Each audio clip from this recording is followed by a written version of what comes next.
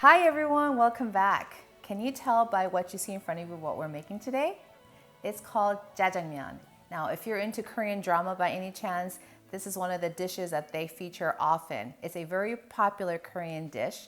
It's a fresh noodle dish with savory black bean sauce. It often has pork in there with lots of yummy vegetables. Anyway, it's so delicious and one of my favorite dishes. Brings back memories from my childhood, so I want to share that with you today. All right, so before we get started with cooking, I want to share something with you. Now, I have made this many times at home, but in my opinion, it doesn't quite taste like what I'm used to getting at restaurants. So I did a lot of research and talked to a bunch of my friends, and I think we know what the missing ingredient is, and that is lard. So today what we're going to do is we're going to replace the vegetable oil that I would normally use with lard and see if that's the missing ingredient. So this is new to us, so you and I are going to be on this journey together. So if you're ready, let's get started. Okay, so the first thing we need to do is actually stir fry the black bean paste, and this is where I'm going to start with the lard. So we're going to put that in here, and then we're going to stir fry the black bean paste. The reason why we do that is because it's a little bit bitter initially, and so we're going to get the bitterness out and bring out the sweetness. And I'm going to keep a really close eye on this. I'm going to stir fry this about 3 to 5 minutes, and I'm going to make sure that it doesn't burn. Okay, so it's stir frying a bit. As you can see, the oil is bubbling up. I'm also going to add a little bit of sugar to this now. Hey Jane. Yes, Pat? How come the oil's not incorporating? It won't. That's just the way it is. This is what my mom does. She does this with the oil, and it's the same process here. How do you know when it's done? How do you know when it's done? That's a good question. I just know when it's done by the way it looks. It kind of breaks apart a little bit more. It's not as solidified, and you can start smelling a little bit of the sweetness from the black beans, the sauce.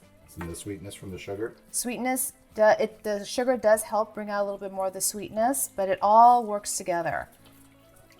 Now, if you don't want to do this step, this is what my mom did, but if you don't want to do this, you can stir fry the black bean sauce along with the vegetables. But I always like to follow my mom's recipe because she's a fabulous cook, so this is what I'm doing. All right, we're coming up to about 4 minutes now.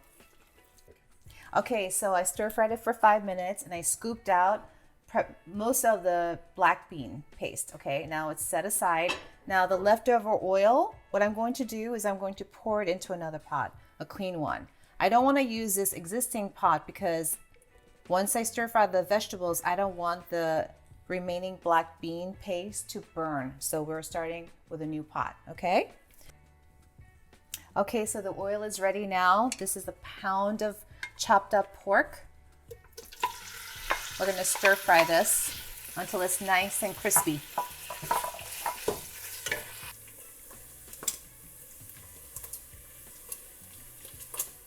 Okay, so we've been stir frying the pork for a bit. Now, it took a little time because there was a lot of moisture in the pork, so I had to let that kind of evaporate. And once that evaporated, you can see there's a lot more of the crispy parts on the edges of the pork, which I absolutely love. I think it also gives a little bit more flavor.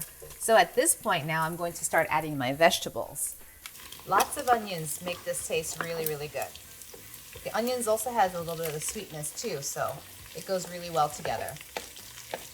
So I'm going to stir fry that for a little bit, let the onions soften a bit, and then I'll add the other vegetables. As you can see, some of the onions have started becoming translucent, so that tells me it's ready for the next round. I'm going to do the carrots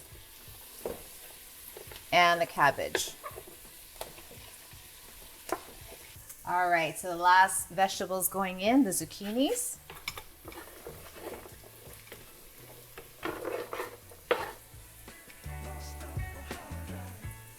Okay, now the next step after the vegetables have stir fried a bit is to add the black bean paste that we fried earlier. Okay, so I'm really mixing this well and stirring it because I want all the black beans to get really well incorporated. There's a little bit of lumps still, so I'm just gonna break it apart a bit.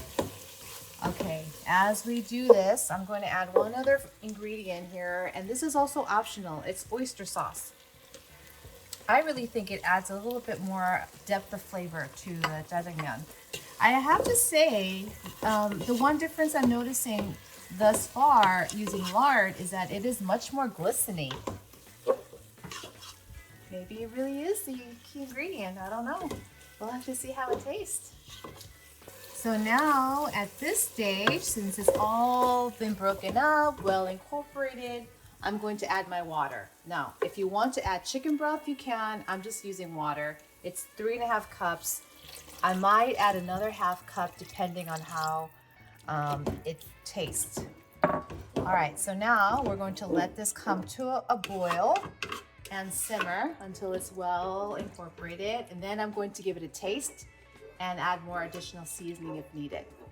All right, let's take a look. It's been cooking now. I covered it and let it cook on medium-low for about another 5 minutes. And it's thickened a little bit on its own. And at this point now, I'm going to give it a quick taste.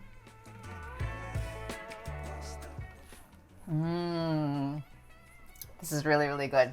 Doesn't need any additional seasoning at all. It's perfectly seasoned. A little bit sweet, a little bit salty, savory, umami flavor, amazing. All right, now at this point, I'm gonna add the thickening agent. This is just cornstarch mixed with water. And I'm gonna mix it in here. All right, that's looking so good. All right, so now the sauce is done. For the jjajangmyeon, it's best if you use fresh noodles. These you can find at the Asian markets. In a pinch, you can use spaghetti noodles or even use cooked rice. So you can do jjajangmyeon, which is with the noodles, or jjajangpap, which is jjajangmyeon with rice on it. I love it with the noodles. So I'm gonna go ahead and boil this, and then I'm gonna assemble it, and then we're gonna give it a taste. Okay, you guys, it worked. The lard, I think, was a key. Now it's time for the taste. I'm so excited. The cucumbers, julienne cucumbers, is traditional as a garnish. It also gives a refreshing counterbalance to the savory noodles and sauce.